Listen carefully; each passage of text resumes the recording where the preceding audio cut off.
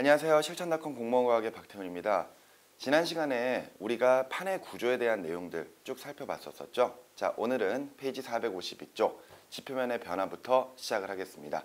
고체지구의 변화 중에서 지난 시간에 했었던 판의 경계 그리고 판의 구조 그런 내용들과 함께 이 부분 지표면의 변화 부분도 상당히 중요하게 다뤄지는 부분이기 때문에 오늘 수업 내용 잘 들어주시면서 정리를 해 주시기 바랍니다. 제일 먼저 우리가 살펴볼 내용은 바로 풍화작용에 관련된 내용인데요. 자, 이 풍화작용이라고 하는 게 무엇인지 이제부터 한번 차근차근 살펴보도록 하겠습니다. 자, 풍화작용이라고 하는 것은 말 그대로 암석이 잘게 부수어지는 그런 현상들을 이야기를 하는데요. 우리는 크게 세 가지의 풍화작용을 이야기할 수가 있습니다. 그 첫 번째는요, 바로 이제 기계적 풍화작용인데요. 기계적 풍화작용 같은 경우에는 물리적인 힘, 즉 물리적인 변화에 의해서 암석이 잘게 부스러지는 것을 우리가 이제 기계적 풍화작용이라고 이야기하는데요. 대표적인 예로 압력의 변화가 나타나거나 혹은 물의 동결작용 같은 것들이 일어나는 경우를 이야기할 수가 있습니다. 자, 우리 앞에서 우리 아름다운 한반도, 즉 우리나라의 지질 구조에 대한 내용들을 쭉 살펴보는 과정 중에서 화성암 지형에서 잘 나타나는 특징들, 특히 이제 수직으로 이제 틈이 생기는 이제 주상절리랑 그다음에 가로로 틈이 생기는 판상절리에 대한 내용들 이런 내용 살펴봤었거든요. 자, 이때 주상절리라고 하는 것 다시 한번 좀 생각을 해보면요, 주상절리는 암석에 세로로 틈이 생기는 과정이었어요. 쉽게 말하면은 이렇게 용암이 냉각되는 과정 중에서 이렇게 틈이 생기게 되거든요. 이렇게 틈이 생겼을 때 이 사이로 물 같은 것들이 스며들어가서 얼었다 녹았다를 반복하기 시작을 하면은 그 물의 부피의 변화 때문에 암석이 힘을 받아서 쪼개지는 그런 현상들이 벌어졌었거든요. 그러면서 세로로 이렇게 틈이 생길 수 있는 것을 우리가 이제 주상절리라고 표현을 했었습니다. 자, 그리고 판상절리 같은 경우에는요, 지하 깊은 곳에서 굳어진 심성암 같은 계열들이요, 나중에 풍화작용을 받은 지표면의 변화 때문에 지표면이 이렇게 깎여 나가기 시작하면은 압력 감소로 인해서 화성암이 심성암이 안쪽으로 융기가 되기 시작을 하죠. 바깥쪽으로 이렇게 올라오기 시작을 하는데 이 과정에서 압력의 감소로 인해서 암석에 이렇게 가로 모양의 틈이 생겨서 깨져나가는 이런 현상들을 우리가 이제 판상절리라고 표현을 했었습니다. 좀 전에 우리가 살펴보고 있던 기계적 풍화작용 같은 경우에 물리적인 힘에 의해서 잘게 부스러진다. 그 말인즉슨 압력 변화의 대표적인 예가 바로 판상절리 같은 예로 볼 수가 있겠죠. 즉 판상절리 같은 경우에는 압력의 감소로 인해서 지금 현재 틈이 생기는 것, 암석이 깨지는 것을 이야기하고 있단 말이에요. 그리고 주상절리 같은 경우에는 물의 동결작용의 대표적인 예라고 볼 수가 있겠습니다. 자, 물론 꼭 이렇게 화성암 계열에서만 이런 틈이 생기느냐? 그건 아니겠죠. 예를 들어 이제 압력 변화라고 하는 것은 좀 전에 봤었던 판상절리처럼 압력의 감소로 인해서 깨지는 경우도 있겠지만 도리어 압력이 증가해서 깨지는 경우도 있을 겁니다. 말 그대로 암석에 힘을 가하게 되면은 암석이 깨질 거 아니에요. 그런 것들 모두 다 기계적 풍화작용의 대표적인 예라고 볼 수가 있고요. 물의 동결작용, 특히나 이제 주상절리 같은 데서 잘 나타나는 그런 현상들이긴 하지만 일반적으로 암석이 틈이 있고 그 암석에 물이 스며들 수 있다면 언제든지 기계적 풍화작용은 일어날 수 있을 것이다 라고 이제 우리가 생각을 할 수가 있겠죠. 자, 이렇게 첫 번째 기계적 풍화작용에 대한 내용들을 살펴봤고요. 두 번째는 바로 화학적 풍화작용입니다. 말 그대로 화학 반응에 의해서 지금 현재 풍화작용이 일어나고 있는 경우를 이야기를 하는 건데요. 화학 반응을 한다라는 것은 보통 반응물이 생성물로 가는 과정 중에서 기존의 성질을 잃어버리고 새로운 형태로 바뀌어 나가는 것을 우리가 이제 화학 반응이라고 표현할 수가 있겠죠. 그 말 그대로 이제 화학 반응을 받아서 물에 완전히 용해 녹아 들어간다거나 또는 완전히 구성 성분이 바뀌어서 파괴되는 그런 현상까지 일어나는 경우를 모두 다 우리가 화학적 풍화작용이라고 이제 우리가 생각할 수가 있겠네요. 자, 먼저 첫 번째 예로는 용해작용이 있는데요. 용해작용, 말 그대로 암석이 녹아 들어가는 과정을 이야기를 하겠죠. 자, 이때 용해작용의 대표적인 예는 바로 석회동굴의 형성 과정을 우리가 살펴볼 수가 있습니다. 자, 석회동굴, 거대한 석회암지대에 이산화탄소가 녹아있는 지하수가 흐를 거예요. 자, 석회암, 우리가 보통 CaCO3, 탄산칼슘이라고 이제 많이 적죠. 자, 이런 석회암지대에 물에 이산화탄소가 녹아있는 이런 지하수가 흘러가게 됩니다. 그 과정에서 지금 현재 우리가 탄산염 광물이라고 부르는 이런 석회암 같은 경우에는 산성물질과 반응을 해서 녹아 들어갈 수가 있거든요. 그 과정에서 CaHCO3, 2, 바로 이제 우리가 탄산수소 칼슘이라고 부르는 이런 물질로 녹아 들어가기 시작을 할 텐데요. 이제 화학에서는요, 우리가 이렇게 탄산칼슘 같은 것들 아니면은 탄산수소 칼슘 같은 것들, 이런 것들 우리가 보통 염이라고 부르는 경우가 있습니다. 이때 염 중에서도요, 탄산칼슘 같은 경우에는 물에 녹지 않는 염, 즉 불용성 염이고요, 우리가 일반적으로 앙금이라고 부르는 그런 물질입니다. 그래서 탄산칼슘 같은 이런 석회암지대에 지하수가 흘러가게 되면은 얘네들이 반응을 해서 지금 탄산수소 칼슘이라고 하는 또 하나의 염을 만들어내기 시작을 할 거거든요. 그런데 탄산수소 칼슘은 물에 잘 녹는 수용성 염이에요. 그 말인즉슨 탄산수소 칼슘이 만들어지게 되면은 얘네들은 각각 칼슘 이온과 탄산수소 이온으로 바뀌면서 물과 함께 다른 장소로 흘러가 버릴 거거든요. 그 과정에서 만들어지는 게 바로 우리가 이야기하는 석회동굴이 되겠죠. 이런 석회동굴이 만들어지는 과정, 용해 과정에 의해서 일어나는 과정이고요. 대표적인 화학풍화작용이라고 보시면 되겠습니다. 물론 이제 이 반응이 역으로 일어나게 된다면요, 이때 다시 탄산칼슘으로 굳어지면서 우리가 석회동굴 내부에서 볼 수 있는 구조인 석순, 석주, 종유석 같은 이런 구조들을 만들어 나가게 되겠죠. 우리 앞에 아름다운 한반도 할 때 두 가지 동굴에 대해서 우리가 살펴본 적이 있었는데요. 바로 용암이 흐르면서 만드는 용암동굴, 그리고 석회암지대 지하수가 흐르면서 만들어지는 이 석회동굴, 이렇게 두 가지가 있었는데, 석회동굴 같은 경우에는 용암동굴에 비해서 상당히 내부 구조가 복잡하다라는 이런 특징들도 가지고 있다는 거 다시 한번 기억을 해 두시기 바랍니다. 자, 이런 식의 용해 과정이 있었고요. 자, 그다음에 이제 산화작용 같은 경우는 말 그대로 이제 금속이 녹이 쓰는 거죠. 우리 금속 광물들 같은 경우에는 주변에 있는 산소와 반응을 해서 얘네들이 산화광물 같은 형태로 바뀌어 나갈 수가 있습니다. 그렇게 산화광물로 바뀌게 되면은 그 성질 자체가 달라지면서 또 쉽게 부스러질 수 있거든요. 대표적인 예가 철광석 같은 것들이겠죠. 자, 우리가 알고 있는 철은 굉장히 단단한 성질을 가지고 있는데요. 그 철이 산소와 반응해서 산화철이 될 겁니다. 대표적인 예로 Fe2O3나 혹은 Fe3, O4 이런 식의 구조들이 있거든요. 자, 이런 식의 Fe2O3나 또는 Fe3O4, 우리가 보통 적철석이나 혹은 자철석이라고 부르는 그런 광물들인데요. 말 그대로 철광석이 녹이 슬어 있는 그런 과정이거든요. 우리 철이 녹이 슬면 어떻게 되죠? 굉장히 약해지죠, 강도가. 보통 기존의 철과는 다르게 지금 보시는 것처럼 이런 식의 철광석 같은 형태들을 만들어 나가게 되면은 상당히 약해지면서 얘네들이 쉽게 깨져버리는 그런 과정이 일어날 수가 있습니다. 자, 이런 과정들 역시 화학적 풍화작용의 대표적인 예다라고 이제 보시면 되겠고요. 이제 또 하나 살펴볼 게 바로 이제 가수분해 과정, 가수분해 반응. 이 가수분해 반응은 화학에서 자주 다뤄지는 부분이고 매우 중요한 반응 중에 하나인데요. 물이 더해져서 물질을 분해하는 과정이 되겠습니다. 자, 그런데 우리가 지금 하고 있는 것은 사실 지구과학 파트거든요. 가수분해 과정에 대한 어떤 다양한 화학 반응식 같은 것들을 살펴보는 내용들은 실제 화학 파트에서 다뤄져야 될 내용이고요. 우리가 지금 여기서 가수분해 반응이라고 해가지고 어떤 화학 반응식을 외운다거나 그런 과정은 필요가 없습니다. 대신에 이 가수분해의 대표적인 예를 하나 좀 살펴볼 건데요. 자, 우리 주변에 있는 광물 중에서 정장석이라고 부르는 광물이 있습니다. 정장석. 아마 이 정장석이라고 하는 거 우리가 이 광물들을 구별할 때 금속 광물과 비금속 광물 구별하는 과정에서 정장석이라고 하는 이름이 튀어나왔었을 거예요. 아마 비금속 광물의 대표적인 예가 정장석이 있었거든요. 자, 그런데 이 정장석이라고 하는 광물이요, 이때 화학 반응을 거칩니다. 이때 조건이 온난 다습한 환경, 그러니까 좀 따뜻하고 물이 좀 많으면요, 이때 정장석이 화학 반응을 거칠 수가 있거든요.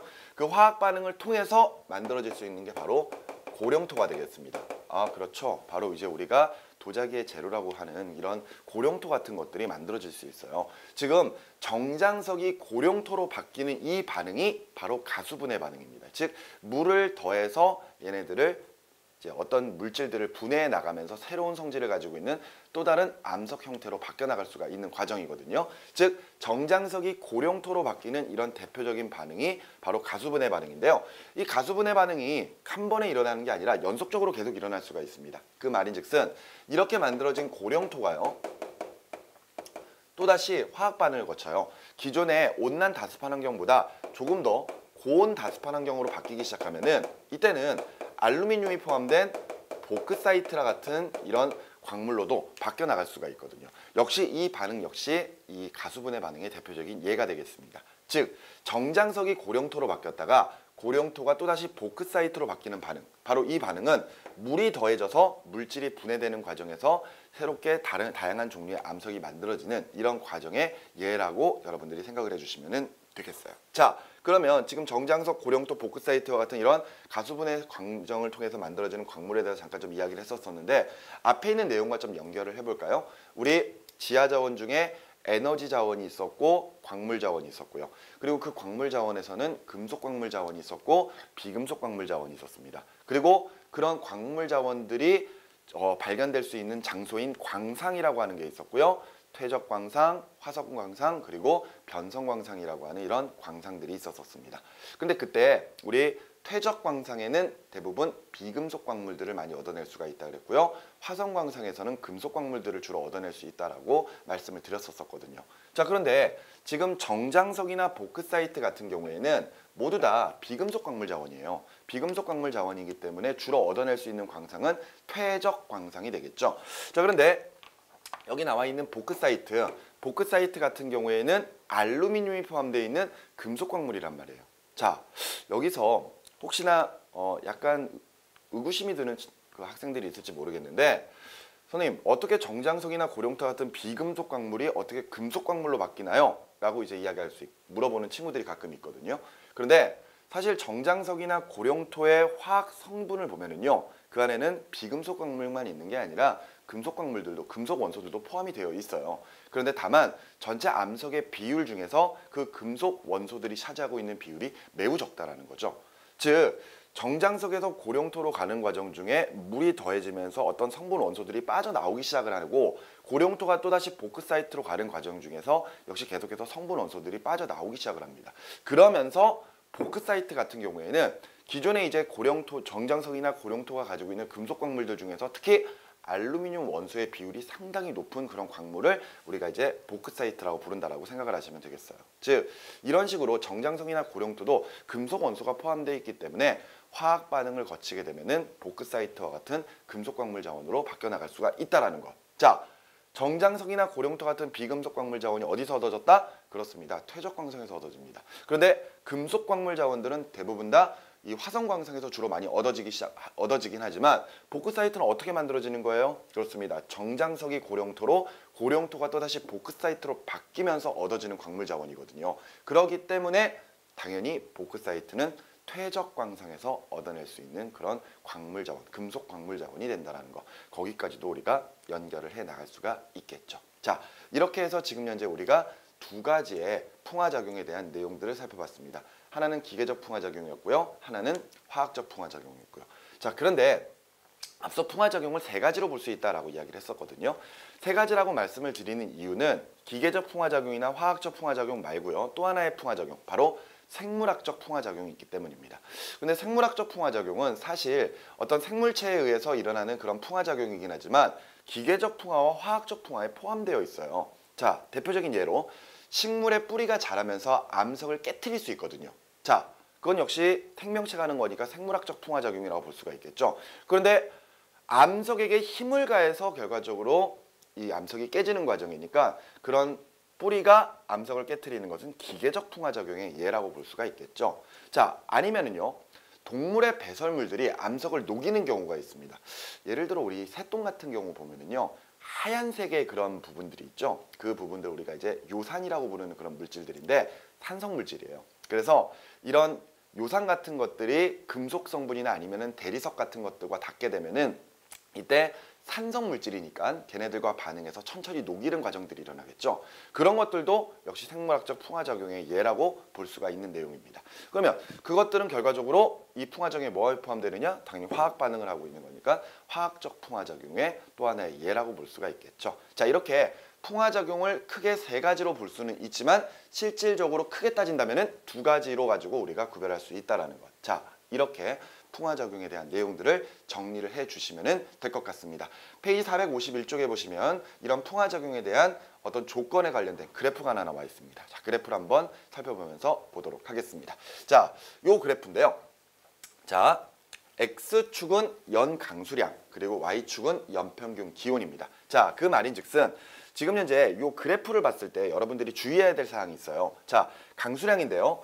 지금 보통 그래프에서는 X축에서 플러스 X 방향으로 가거나 혹은 Y축에서 플러스 Y 방향으로 가게 되면은 이때 더 그 수치가 커지는 그런 현상들이 주로 일어나게 되는데 그렇게 표현이 되어 있는데요. 그래프를 한번 잘 볼까요? 그래프를 보시면은 도리어 연 강수량에서 위쪽으로 갈수록 강수량이 많아지는 거 확인할 수가 있죠. 여기가 0이고 여기가 200이에요. 그 말인즉슨 이쪽으로 갈수록 비가 많이 온다. 도리어 이쪽으로 갈수록 비가 적게 오는 지역이구나 라는 거 확인할 수 있고요. 연평균 기온도 살펴볼까요? 연평균 기온 살펴보면은 위로 갈수록 마이너스 20도까지 떨어져요. 그죠? 반대로 아래로 내려오면은 20도, 30도까지 온도가 계속 올라가거든요. 그 말인즉슨 지금 현재 우리가 보고 있는 이 그래프에서는요. 왼쪽 하단부, 바로 이 부분이 온도가 높고 비가 많이 오는 장소, 즉 고온, 다습한 그런 환경이 되겠습니다. 자, 반대로 오른쪽 상단부가요. 가장 온도가 낮고 그리고 비가 적게 오는 저온, 건조한 환경이구나 라는 것을 확인할 수가 있는 것이죠. 자, 그래프가 나오면은요. 항상 그래프의 X축과 Y축에 어떤 물리량이 적혀 있고 그리고 그 물리량이 어느 쪽으로 갈수록 커지는지 꼭 기억을 하셔야 됩니다. 우리 그래프 하면은 보통 수학이나 과학에서 많이 나오게 되는데요. 수학 같은 경우에는 그래프가 나오면은 플러스 X, 플러스 Y, 플러스 Z 방향으로 가게 되면은 자연스럽게 그 수치가 커지게 되거든요. 그런데 과학은 그렇지 않습니다. 과학도 그래프 상당히 많이 나오거든요. 실제로 물리 파트나 화학 파트에서 상당히 그래프 많이 나오고요. 그리고 지구과학 파트에서도 그래프 많이 다뤄집니다. 물론 생명에서도 많이 다뤄지기 시작을 하죠. 그런데 이때 X축과 Y축에 어떤 물리량이 적혀 있고 어디로 갈수록 수치가 커지느냐에 따라서 그래프의 모양이 동일하다고 하더라도 완전히 서로 다른 결과를 얻어내게 되거든요. 그렇기 때문에 항상 그래프 나오면은 X축, Y축 물리량 먼저 보시고 그 이후에 수치까지 확인하신 다음에 해석을 해주시면 되겠습니다. 자, 이런 식으로 지금 왼쪽 하단부가 가장 고온 다습한 그런 조건이고요. 오른쪽이 가장 저온 건조한 환경입니다. 자, 그런데 이 그래프를 잘 보면은 이때 오른쪽 상단부, 즉 온도가 낮고 건조한 환경, 그런 환경 내에서는 지금 현재 강한 기계적 풍화작용, 보통 기계적 풍화작용, 약한 기계적 풍화작용, 이런 풍화작용이 지금 일어나고 있거든요. 그죠? 물론 이제 아래쪽에는 매우 약한 풍화작용이 일어나고 있는데 그것은 결과적으로 이 기계적 풍화작용이든 화학적 풍화작용이든 어느 정도 이제 비가 좀 와줘야지만이 물이 있어야지 이런 기계적 풍화작용이든 화학적 풍화작용이든 잘 일어나는 편인데요. 비가 너무 안 와버리면요 풍화작용이 아예 일어나지가 않는 거죠. 그런데 중요한 것은 오른쪽 상단부, 그러니까 약간 온도가 낮고요. 비가 좀 적게 오는 그런 환경 내에서는 주로 기계적 풍화작용이 일어난다는 것을 볼 수가 있습니다. 그런데 기계적 풍화작용이 일어나느냐? 아니죠. 저온 건조한 환경에서는 기계적 풍화작용이 우세하게 일어나는 겁니다. 그러니까 화학적 풍화작용도 일어나고 기계적 풍화작용도 일어나는데 이 저온 건조한 환경 내에서는 주로 뭐가 우세하다? 그렇습니다. 기계적 풍화작용이 좀 더 우세하다라는 것이 되겠죠. 자, 그런데 반대로 왼쪽 하단부로 내려가 볼까요? 왼쪽 하단부로 내려가면은 강한 화학적 반응, 보통 화학적 반응, 이런 식으로 화학적 풍화작용이 일어나는 것을 볼 수가 있습니다. 즉 고온 다습한 환경 내에서는요 기계 화학적 풍화작용이 좀 더 우세하게 나타난다는 거. 기계적 풍화작용 안 일어나나요? 당연히 일어나겠죠. 당연히 일어나는데 그 중에서도 화학적 풍화작용이 좀 더 우세하게 나타난다는 거, 그런 것들로 여러분들이 정리를 해 두시면 되겠습니다. 자, 다시 한번 그래프에 대한 이야기 하고 싶은데요. 자, 그래프 나오면 항상 X축과 Y축의 물리량을 먼저 살펴보시기 바래요. 그 상태에서 지금 이 그래프에서는 왼쪽 하단부가 가장 고온 다습한 조건이기 때문에 어떤 반응이 우세하다? 화학적 풍화작용이 우세하다. 자, 근데 반대로 오른쪽 상단부 같은 경우에는요. 지금 현재 저온 건조한 환경이기 때문에 기계적 풍화작용이 우세하다라는 것까지 정리를 해 두시면 되겠는데 이때 기계적 풍화작용만 일어난다거나 혹은 화학적 풍화작용만 일어나는 게 아니라 이때 기계적 풍화작용과 화학적 풍화작용은 동시에 일어나게 되고요. 그 둘은 서로 간에 영향을 미치게 됩니다. 자, 예를 들어서 이런 상황을 한번 생각을 해볼까요? 자, 석회암이 덩어리로 있습니다. 석회암 덩어리. 예를 들어서 석회암이 이렇게 있다고 가정을 할게요. 자, 그런데 이 석회암 덩어리가 염산과 만날 거예요. 예를 들어서 이 석회암 덩어리를 염산이 들어있는 비커에다가 쏙 집어넣었다고 칠게요. 그러면은 이때 석회암 덩어리는 화학 반응을 거치면서 자연스럽게 이산화탄소 기체들을 만들어내기 시작을 하거든요. 그 과정에서 부글부글 거품, 기포가 막 생기기 시작을 하겠죠. 자, 근데 이런 석회암 덩어리를 가지고 우리가 염산 들어있는 비커에 집어넣는 것은 바로 화학적 풍화작용에 관련된 어떤 실험들을 진행하고 있는 것이다 라고 생각할 수가 있습니다. 근데 그 과정에서 우리가 석회암 덩어리를 잘게 조각을 한번 내봤다라고 가정을 해볼까요? 자, 예를 들어서 지금 석회암 덩어리의 한 변의 길이가 모두 2인 정육각형이라고 가정을 한번 해볼게요. 자, 그런데 이런 석회암 덩어리를 각각 모두 절반씩으로 쪼개서 8개의 육각형으로 정육각형으로 만들어 볼 거예요. 그러면은 지금 요 하나의 정육각형은요, 한 변의 길이가 1인 이런 정육각형이 만들어지기 시작을 하겠죠. 자, 근데 이때 석회암 덩어리로 가지고 실험하든 잘게 부숴서 이런 조각 같은 것들로 실험을 하든 결과적으로 전체적인 석회암의 양, 즉 전체 석회암의 부피는 변함이 없거든요. 근데 이렇게 석회암 덩어리로 실험을 하다가 조각으로 실험하면 어떤 반응이 일어나느냐? 그 기포가 발생하는 그 시간, 즉 속도가 상당히 빨라지게 되어 있습니다. 그 이유는요, 우리 화학 반응에서 어떤 반응이 일어나기 위한 조건들이 있는데 그 조건들을 우리가 크게 두 가지로 보고 있거든요. 두 가지 중에 첫 번째가 바로 입자 간의 충돌이고요. 두 번째가 에너지입니다. 그런데 이때 석회암 덩어리가 아닌 석회암 조각으로 실험을 하게 되면은 이때 이 석회암의 표면적 자체가 증가하는 현상이 있기 때문에 자연스럽게 입자 간의 충돌이 많아질 수 있는 조건이 생기게 되죠. 자, 이해가 안 되신다고요? 자, 그러면은 지금 석회암 덩어리를 조각으로 만들었을 때 표면적을 한번 계산을 해보도록 하겠습니다. 자, 석회암 덩어리 상태에서 한 변의 길이가 모두 2인 정육각형이라고 그랬어요. 그렇다면은 한 면의 크기는 2 곱하기 2가 되겠죠. 근데 정육각형이니까 면이 몇 개? 6개입니다. 그죠? 즉 4, 6에 24, 24만큼의 표면적을 가지고 있는 상태거든요. 자, 그런데 이것을 잘게 부술 거예요. 그래서 한 변의 길이를 1짜리인 정육각형 8조각을 만들어낼 겁니다. 그러면 이제 표면적을 한번 계산을 해볼까요? 자, 면의 크기는 1 곱하기 1이 되겠죠. 이게 6개가 있네요. 그죠? 그런데 이때 전체 정육각형의 개수가 8개니까요. 6, 8에 48. 그렇습니다. 바로 처음보다 표면적이 몇 배? 2배만큼 커지는 그런 현상이 벌어지게 되죠.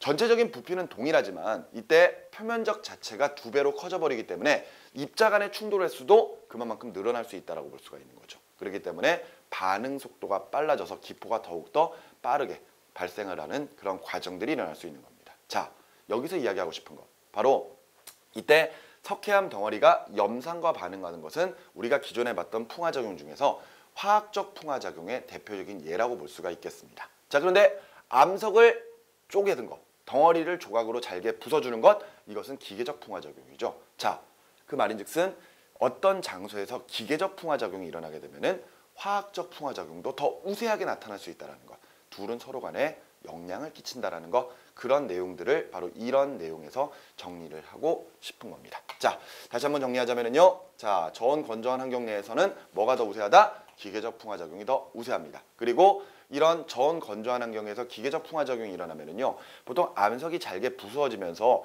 어떤 사면을 따라 미끄러져서 어떤 부분에 이렇게 쌓이는 구조가 생길 수가 있거든요. 그렇게 어떤 암석 조각 같은 것들이 쌓여서 만들어지는 그런 환경들을 우리가 테일러스라고 부릅니다. 그런데 이런 테일러스가 발달할 수 있는 환경은 기계적 풍화작용이 우세한 장소에서 테일러스라고 하는 환경들이 만들어질 수 있다는 거 기억을 좀 해두시기 바라고요. 반대로 고온 건조한 환경 내에서는 뭐가 좀 더 우세하다? 그렇습니다. 화학적 풍화작용이 좀 더 우세하다라는 것 기억을 해두시면 좋겠습니다. 자, 이 내용 페이지 452쪽까지 나와 있는 내용이었습니다. 자, 여기까지 정리가 되셨으면 다음으로 넘어가서 페이지 452쪽 사태로 넘어가도록 하겠습니다. 자, 사태. 우리가 보통 산사태라고 이제 많이 표현을 하죠. 자, 이때 사태라고 하는 것, 바로 어떤 물질이 경사면을 따라 미끄러져 내려오는 현상들을 이야기를 합니다. 보통 지층이 미끄러져 내려온다거나 혹은 암석 같은 것들이 미끄러져 내려오는 그런 과정들을 우리가 이제 사태라고 표현하고요. 주로 산에서 일어나기 때문에 우리가 산사태라고 이제 표현을 하죠. 자, 대표적인 산사태, 최근은 아니고요. 몇 년 전에 있었던 우면산 산사태가 있었죠. 그죠? 그렇게 지층 자체가 미끄러져 내려오면서 그때 아파트를 덮쳐서 이렇게 많은 피해를 입혔던 그런 산사태가 있었었는데, 자, 이 사태라고 하는 것들을 알기 위해서는 먼저 우리가 약간 물리적인 내용들을 좀 정리를 좀 해야 될 것 같습니다. 자, 이 내용을 보면서 정리를 좀 해보도록 할게요. 자, 예를 들어서 어떤 경사면이 있고요. 그 경사면의 각도를 우리가 지금 세타라고 이제 이야기를 하고 있습니다. 근데 이 세타라고 하는 각도를 가진 경사면에 어떤 질량을 가지고 있는 물체가 놓여 있는데요. 이때 이 질량을 m이라고 가정을 하면은요. 이때 여기 W라고 적혀 있는 무게, 바로 이 무게를 우리가 mg라고 이제 표현을 할 수가 있거든요. mg. g는 중력 가속도가 되겠죠. 자, 그러면서 이제 무게라고 하는 중력은 결과적으로 연직 아래 방향으로 이렇게 작용을 하기 시작을 할 겁니다. 자, 그런데 원래 물체에게 힘이 가해지게 되면은요. 그 물체는 그 힘의 방향으로 이동을 해야 됩니다. 그런데 지금 경사면에 놓여 있는 물체는 요 중력 방향으로 움직일 수가 없거든요. 그렇기 때문에 이 경사면을 따라 미끄러져 내려가려고 하는 힘으로 다시 바뀌게 되는데 우리가 이것을 수학에서 벡터 분해를 한다라고 보통 표현을 하죠. 이때 요 힘을 두 가지의 힘으로 분리를 해서 지금 현재 경사면을 미끄러져 내려가려고 하는 힘, 그리고 경사면을 수직하게 누르는 힘, 이렇게 두 가지로 이제 분해를 해낼 수가 있습니다. 자, 이때 요 경사각을 세타라고 가정하면은요, 여기에 있는 요 경사각도 세타가 돼요. 그래서 수학에서 우리가 요 경사면을 수직으로 누르는 힘은 지금 현재 요 mg에다가 요 각도 세타에 해당하는 그 값, 바로 코사인 세타를 곱한 것으로 이제 우리가 계산을 하게 되고요. 이때 밑으로 내려가려고 하는 힘은 mg 사인 세타로 가지고 계산을 할 수가 있거든요. mg 사인 세타. 보통 학생들에게는 뭐 수학에서 배우는 내용이니까 뭐 그거는 거기 가서 배우라고 이야기를 하고요. 보통 이거 외우라고 할 때는 그냥 mg 슬라이딩 세타 이렇게 이제 외우라고 많이 이야기를 하는데, 원래 지구과학에서는 이런 식의 사인 세타, 코사인 세타 이런 것들을 하는 것은 아니죠. 자, mg 사인 세타, 바로 경사면을 따라 미끄러져 내려가려고 하는 힘입니다. 즉 우리가 지금 보고 있는 이 사태라고 하는 현상이 일어날 수 있게 만드는 궁극적인 힘이 바로 요 mg 사인 세타, 바로 경사면을 따라 미끄러져 내려가려고 하는 힘이거든요. 그런데 물체가 움직이려고 하면은요, 항상 그 물체의 운동을 방해하려고 하는 힘이 생기죠. 그렇습니다. 바로 마찰력입니다. 이 마찰력은요, 물체가 움직이는 방향에 방해하려고 하는 방향, 즉 항상 물체와 지면 사이에서 그 반대 방향으로 작용하는 게 바로 마찰력이죠. 자, 마찰력, 여기 FS라고 적혀 있는데요. 마찰력 FS는 그 어떤 경사면의 거친 정도를 표현하는 마찰계수 뮤에다가 이때 수직항력이라고 하는 바로 n의 값을 곱해주게 되는 게 바로 마찰력이 되겠습니다. 그런데 이때 이 수직항력이라고 부르는 이런 힘은요, 물체가 경사면 혹은 지면을 수직하게 누르는 힘의 반작용으로 생기는 게 수직항력 n이기 때문에 앞서 물체가 지면을 수직하게 누르는 힘이 mg 코사인 세타라고 그랬거든요. 그 말은즉슨 지금 현재 수직항력은 mg 코사인 세타랑 동일한 값이다 라고 보시면 되겠어요. 즉 정리하자면은 마찰력은 뮤 mg 코사인 세타, 이렇게 이제 표현할 수 있는 그런 힘이 되는 거죠. 자, 어떤 물체가 경사면을 미끄러져 내려오려고 합니다. 그랬을 때 그 물체에게 작용하고 있는 힘을 생각해 보면은요, 일단 첫 번째 바로 경사면을 미끄러져 내려가려고 하는 힘, 바로 mg 슬라이딩 세타, mg 사인 세타가 있고요. 그 다음에 물체의 운동을 방해하려고 하는 힘, 바로 뮤 mg 코사인 세타에 해당하는 마찰력이 존재를 하고 있습니다. 근데 두 힘은 서로 반대 방향이죠. 이때 어떤 물체에게 작용하고 있는 마찰력이 mg 사인 세타보다 더 크다면 물체는 움직이지 않고 그 자리에 머물러 있겠죠. 사태가 일어나지 않습니다. 그런데 이때 만일 그 물체에게 작용하고 있는 마찰력의 크기보다 반대로 mg 슬라이딩 세타, 미끄러져 내려가려고 하는 힘이 더 크다면 당연히 그때는 물체가 암석이 미끄러져 내려오니까 그것이 우리가 부르는 사태라고 이제 표현을 할 수가 있게 되는 것이죠. 자, 그런데 예를 들어서요, 지금 현재 마찰력이 경사면을 미끄러져 내려가려고 하는 힘보다 더 크다라고 가정을 한번 해봅시다. 자, 그러니까 마찰력 뮤 mg 코사인 세타가 있고요. 그리고 반대로 미끄러져 내려가려고 하는 힘 mg 사인 세타가 있습니다. 자, 이 두 힘이 있는데 마찰력이 더 커요. 마찰력이 더 크다면 물체 미끄러지지 않겠죠. 그런 상태에서 요 경사가 세타의 크기를 조금씩 키워보도록 할게요. 세타의 각도를 조금씩 키워보도록 하겠습니다. 그런데 이렇게 세타의 각도를 키우게 되면은 지금 마찰력과 그 다음에 경사면을 미끄러져 내려가려고 하는 두 힘 중에서 변하는 값은요, 바로 코사인 세타랑 사인 세타, 요 두 가지밖에 없거든요. 그런데 이때 우리 삼각함수에서 코사인 세타에서 세타 값, 각도가요 점점 커지기 시작하면은요, 코사인 세타 값은 도리어 작아지기 시작을 합니다. 반대로 사인 세타 같은 경우에는 경사각, 세타의 각이 커지면 커질수록 그만큼 사인 세타 값은 커지게 되거든요. 그러면은 얘 처음에는 마찰력이 컸고 마찰력이 경사면을 미끄러 내려가려고 하는 힘보다 더 컸는데 세타의 각도를 점점 키우다 보면은 이때 뮤 mg 코사인 세타는 계속해서 작아지기 시작을 할 거고요. 그리고 반대로 mg 사인 세타 값은 점점 커지기 시작할 거거든요. 그 과정에서 언젠가 요 두 힘이 서로 같아질 때 그 어떤 경사각이 있을 겁니다.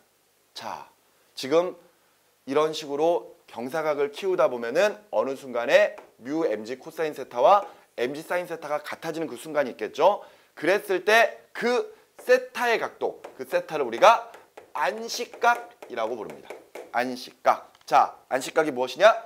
안식각은요, 경사면에서 물체가 미끄러지지 않는 최대 각도를 이야기합니다. 그렇습니다. 자, 지금 경사각을 좀씩 키워가다 보면은 어느 순간인가 뮤 mg 코사인 세타와 mg 사인 세타가 서로 같아지는 그 순간이 생길 거예요.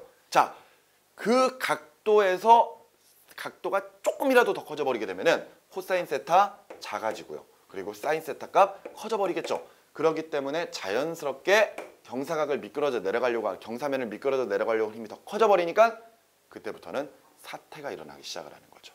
자, 이때 그 경사면에 어떤 물체가 미끄러지지 않는 최대각, 안식각이 정해져 있습니다. 정해져 있는 상태에서 사태가 일어나기 위한 첫 번째 조건은 바로 그 경사각이 정해져 있는 안식각보다 더 커야만 한다는 거.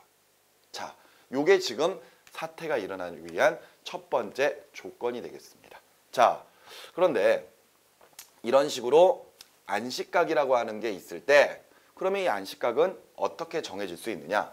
안식각에 영향을 줄 수 있는 요인들이 있겠죠. 자, 그 안식각의 영향 요인들을 좀 정리를 해보도록 하겠습니다. 자, 안식각의 영향 요인인데요. 첫 번째는요, 바로 그 사면을 구성하고 있는 입자의 크기가 되겠습니다. 자, 입자 크기. 예를 들어서 어떤 사면은 진흙으로 되어 있을 수도 있고 어떤 사면은 모래 혹은 어떤 사면은 자갈 같은 거 아니면 더 큰 암석 같은 걸로 되어 있을 수도 있겠죠. 자, 근데 보통 안식각에 영향을 주는 요인들을 살펴보면은 이때 첫 번째 입자 크기가 크면 클수록 안식각도 지금 현재 크게 나타납니다. 자, 안식각이 크다 그랬어요. 안식각은 앞서 말씀드렸던 것처럼 물체가 미끄러지지 않는 최대 각도를 이야기합니다. 그 말인즉슨 안식각이 크다. 사태가 일어나기 쉽다, 어렵다? 어렵다가 되는 거겠죠. 자, 안식각이 큽니다. 결과적으로 사태가 일어나기 위해서는 안식각보다 경사각의 각도가 더 커야 돼요. 그런데 지금 안식각이 크다고요? 굉장히 큰 각도까지 커져야지 물체가 미끄러져 내려갈 수가 있겠죠. 안식각이 크다. 결과적으로 경사면에서 사태가 일어날 확률은 낮다라고 이제 우리가 볼 수가 있는 부분입니다. 그러니까 예를 들어 자갈 같은 것들이나 모래, 진흙 같은 것들을 우리가 손에 이렇게 담고 있다가 촥 뿌려가지고 이렇게 삼각형 모양, 원뿔 모양 같은 걸 이렇게 쌓았을 때요. 예를 들어 자갈 같은 모래 같은 경우에는 뭐 이렇게 쌓일 수 있다 이거죠. 그런데 자갈 같은 경우에는 이런 식으로 쌓일 수가 있다는 거죠. 그러니까 지금 여기가 모래고요.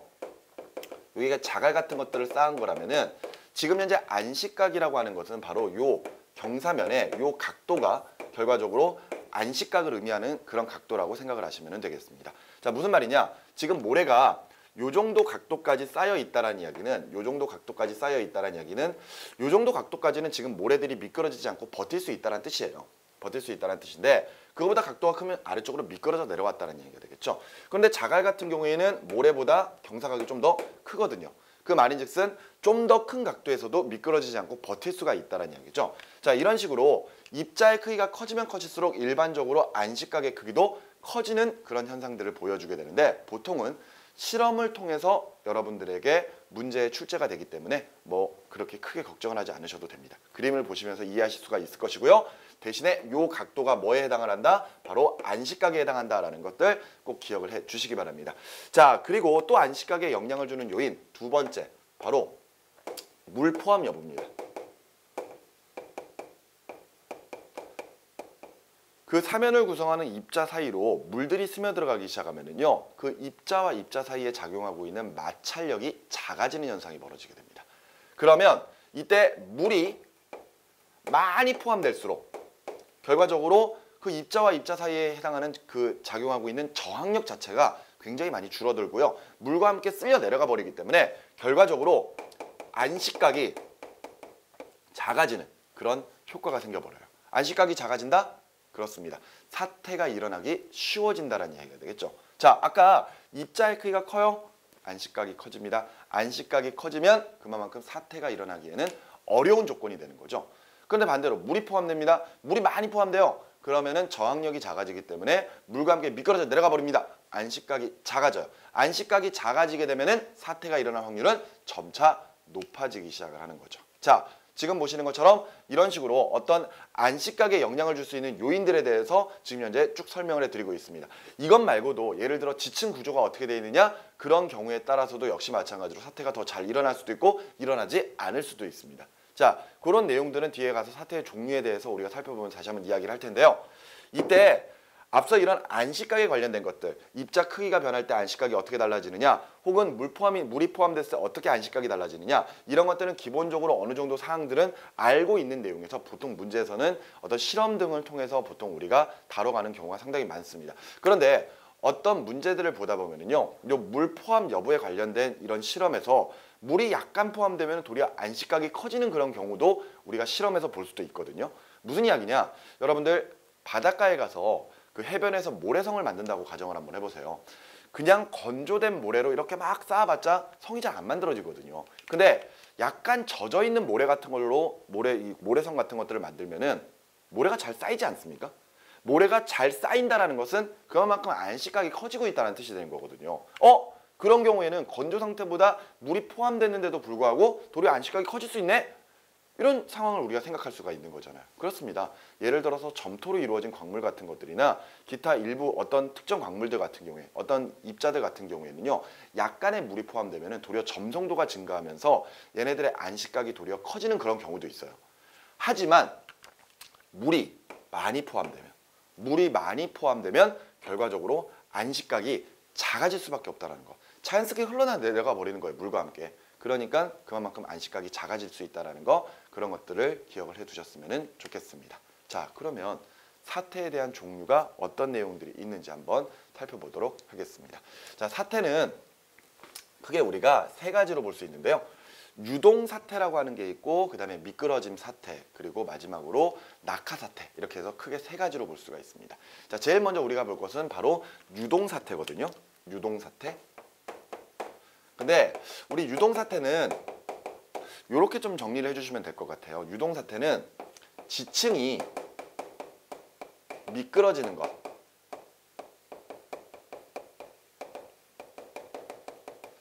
유동사태는 지층 자체가 미끄러지는 그런 현상이라고 정리를 해두시는 게 좋을 것 같습니다. 자, 두 종류가 있는데요. 첫 번째가 포행이고 두 번째가 흐름입니다. 뭐 크립, 플로우 뭐 이렇게 이제 부르기도 하는데요.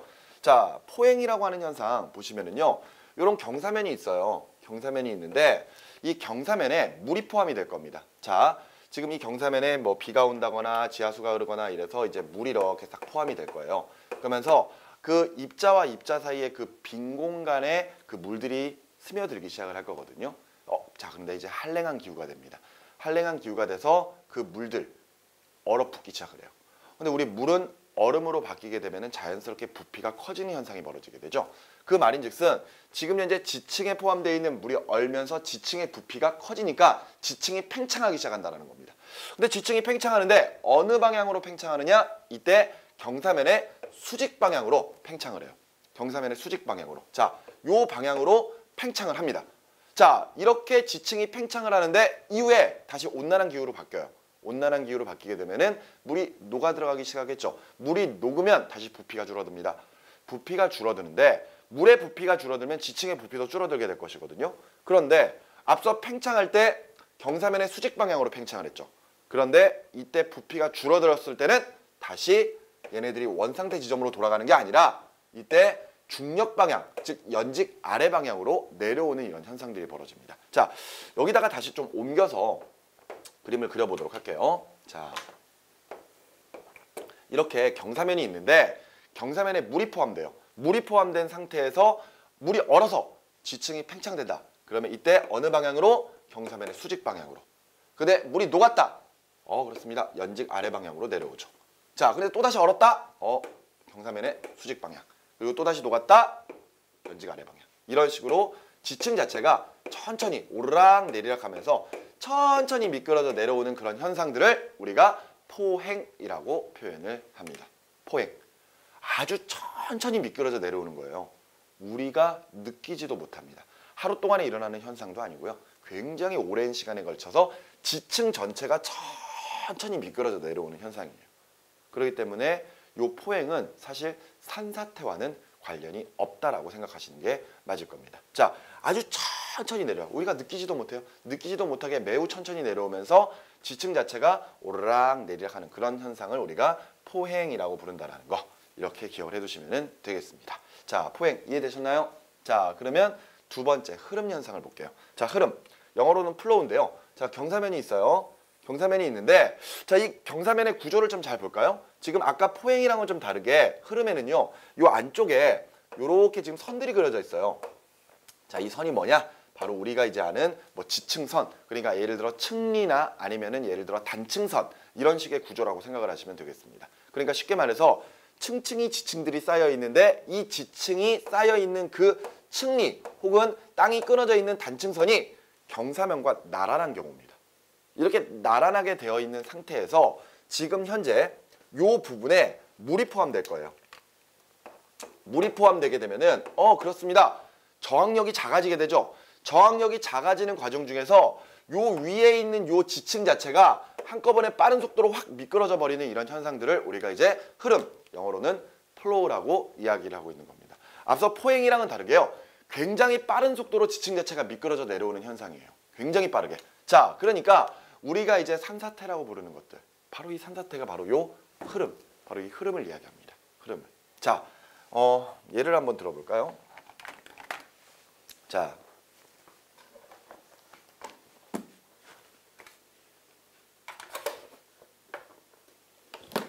뭐 가지고 있는 게 없네요. 자, 어찌됐건 여기 책이 있는데 여기 또 하나의 지층이 이렇게 놓여 있어요. 지층이 이렇게 놓여 있는 상태에서 얘가 경사면이 이렇게 기울어지는 거죠. 경사면이 이렇게 기울어지는데 경사면이 기울어지는데요. 이렇게 이때 지층 자체가 이렇게 뭐 피자 써 있는 것처럼 피자가 아니군요. 그 햄버거 같은 거, 패티 같은 거 쭉 쌓여 있는 것처럼 그냥 차례차례 이렇게 놓여 있는 거예요. 차례차례 이렇게 놓여 있는데 이 상태라면 좀 안정적으로 이제 놓여 있겠죠. 근데 이제 경사면이 이렇게 기울어집니다. 경사면이 이렇게 기울어져 있는 상태에서 이때 물이 포함되면은 요 지층과 요 지층 사이에서의 마찰력이 줄어들기 시작하겠죠. 그러면서 자연스럽게 이렇게 미끄러져 버리는 현상. 아주 빠른 속도로 미끄러지는 것. 이걸 뭐라 부른다? 플로우. 흐름입니다. 무슨 말인지 이해가 되셨죠? 자, 이런 식으로 우리가 이 유동 사태 중에 두 가지, 지층 자체가 미끄러져 내려오는 이 두 가지의 사태 중에 첫 번째 저 포행이라고 하는 현상, 그리고 두 번째 흐름이라고 하는 현상, 이 두 가지에 대한 내용들을 살펴봤습니다.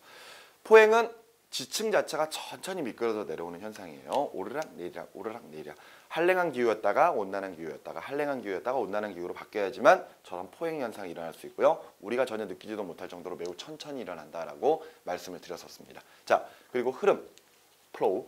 지층 자체가 매우 빠르게 미끄러져 내려옵니다. 그래서 그 지층이 빠르게 미끄러져 내려오려면 경사면과 그 내부에 있는 지층 구조가 나란하게 구성이 되어 있어야지만 저런 흐름 현상이 일어날 수가 있다는 거. 우리가 일반적으로 얘기하는 산사태고요. 아마 우변사 산사태가 이런 식의 흐름의 대표적인 예라고 볼 수가 있는 내용이 되겠습니다. 자, 이렇게 해서 첫 번째 유동 사태에 대한 이야기들을 좀 살펴봤고요. 두 번째 사태는 미끄러짐 사태예요. 미끄러짐 사태인데 미끄러짐은 앞서 유동 사태랑 어떤 차이가 있느냐? 미끄러짐 사태 같은 경우에는 이제 암석 같은 것들이 미끄러져 내려오는 것, 그런 현상이라고 정리를 해두시는 게 좋을 것 같아요. 그러니까 둘 다 미끄러지는 건데요. 이때 유동 사태는 지층 자체가 미끄러지는 것, 그리고 미끄러짐 사태는 주로 암석 같은 것들이 미끄러지는 것. 자, 그리고 또 하나 바로 사태, 또 하나의 더 사태, 낙하 사태가 있는데 낙하 사태는 말 그대로 그냥 물체가 뚝 떨어지는 거죠, 뭐. 그죠? 자, 그림 보면서 한번 생각을 해보도록 할까요? 자, 바로 요 그림들입니다. 자, 첫 번째 가장 왼쪽에 있는 게 이제 미끄러짐 사태거든요. 자, 경사면이 있고요. 경사면이 이렇게 있고 암석이 있었는데 암석이 깨졌죠. 그래서 쪼르륵 미끄러지는 거예요. 미끄러짐. 뭐 별로 어려운 거 없죠. 자, 함몰. 함몰이라고 하는 것도 역시 마찬가지로 미끄러짐 사태에 해당을 하는 그런 사태거든요. 자, 지층이 있었는데 무언가 이유로 지층이 이렇게 훅 꺼지는 거죠. 아래쪽으로 훅 꺼지는 그런 현상에 의해서 위쪽에 있던 지층이나 혹은 암석 같은 것이 쭈르륵 미끄러지는 것, 이런 것들 우리가 이제 함몰이라고 이제 표현을 합니다. 자, 두 가지가 바로 이 미끄러짐 사태, 주로 암석들이 미끄러지는 것이라고 이제 정리를 해두시면 되겠고요. 그리고 세 번째로는 낙하 사태, 그냥 여기에 있던 덩어리가 풍화작용을 받아서 깨져가지고 나중에 이게 뚝 떨어지는 거죠. 보통 절벽 같은 데서 많이 일어날 수 있는 그런 사태다라고 보시면 되겠습니다. 자, 이렇게 보시면 사태의 종류에 대한 내용들 쭉 우리가 살펴볼 수가 있고요. 지금까지 우리가 살펴봤던 내용들이 페이지 453쪽까지에 해당하는 그런 내용들이었습니다. 거기에 있는 그림들과 동일한 그림이기 때문에 그 그림들 보시면서 정리를 해주시면 될 것 같고요. 그 아래쪽에 있는 페이지 453쪽의 지질재해 피해와 대책 부분 뒤쪽으로 넘어가서 그 지질재해 피해 대책에서 지진 그리고 화산활동 사태에 대한 내용들 쭉 나와 있습니다. 자, 그런데 그 부분들은요 뭐 특별히 어려운 거 없이 쉽게 진행할 수 있는 부분이기 때문에 여러분들이 한번 정리를 해 주시면은 한번 읽어보셔도 충분히 정리가 될 부분이라고 생각을 합니다. 자, 여기까지 보시면은 이제 우리 지금 생동하는 지구 중에 첫 번째 고체에 해당하는 이런 고체 지구의 변화 부분, 이런 부분들을 우리가 전부 살펴볼 수가 있습니다. 자, 여기까지 보시고요. 다음 시간에는 유체 지구에 관련된 내용들로 다시 만나도록 하겠습니다. 수고하셨습니다.